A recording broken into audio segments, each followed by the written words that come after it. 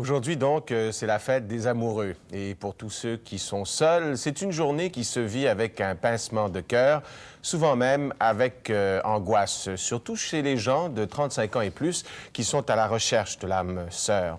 C'est qu'il est de plus en plus difficile de trouver le partenaire de sa vie.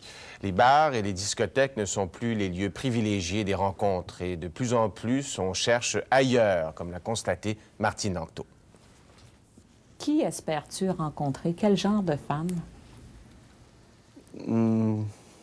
Ça, c'est une bonne question.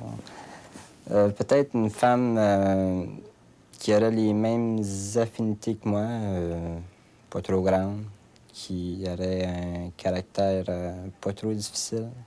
Michel Bertrand ne supportait plus la solitude. Il s'est finalement décidé à s'inscrire dans une agence de rencontres. Et il a choisi celle qu'il croit avoir le plus d'impact, Télérencontres, une innovation de Vidéotron. Tu regardes la caméra, gros sourire. Pour 50 $, sa photo et une fiche descriptive de sa personnalité seront diffusées 14 fois en un mois. Disons que je suis pas une personne qui sort beaucoup, fait que ça me donne pas de facilité trop à rencontrer du monde.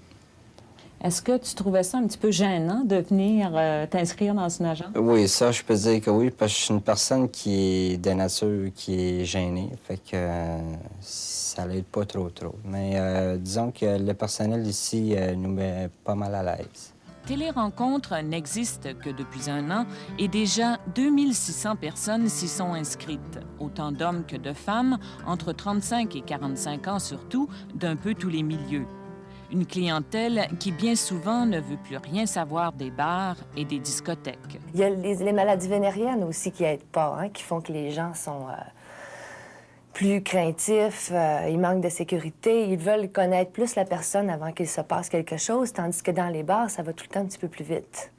C'est un fait que les agences de rencontres sont de plus en plus populaires et c'est un signe des temps, tout comme le succès des cours de personnalité ou de communication.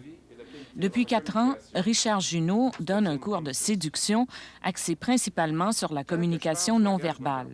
Déjà 1200 personnes ont suivi ces cours. Les gens vont beaucoup dans les agences, ils font des annonces dans les journaux. En fait, ils prennent des substituts pour rencontrer quelqu'un. L'avantage du cours, c'est que je leur remets le pouvoir direct. En d'autres mots, ce sont eux qui, finalement, décident de sortir puis de rencontrer la personne. Je viens, c'est sûr, pour un cours pour comment trouver la personne idéale, où la trouver, les techniques, on va dire, de communication à utiliser. Ordinairement, c'était toujours les hommes qui avaient à faire les premiers pas, OK? Puis je les comprends maintenant que je cherche à faire un petit peu plus les premiers pas. Je les comprends que de temps en temps, c'est difficile de trouver quelque chose à dire. Avec ce qu'on apprend ici, ça permet de faire au moins un premier contact qui fasse qu'on peut être un peu plus sûr qu'on ne sera pas rejeté tout de suite. De plus en plus de gens vivent avec l'angoisse de la solitude et la peur de vieillir seul, surtout après 35 ans. C'est qu'on vit dans une société beaucoup plus éclatée qu'auparavant. Ce qui a beaucoup changé, c'est que les familles et les réseaux sociaux ont comme un peu éclaté. Pendant des générations, ce sont les familles et les amis qui servaient, entre guillemets, d'entremetteurs. On présentait les amis, le grand frère avait des copains, la grande sœur avait des copines. Aujourd'hui, dans les familles éclatées, chacun est comme pour soi et par soi-même. Et à ce moment-là, on ne rencontre plus par personne interposée. Et c'est plus difficile. Malheureusement, les psychologues n'ont pas découvert de recette miracle pour trouver l'âme sœur. En fait, ils vous diront que tous les moyens sont bons dans la mesure où ils permettent de développer un réseau social et que le plus important, c'est peut-être avant tout d'assumer sa solitude.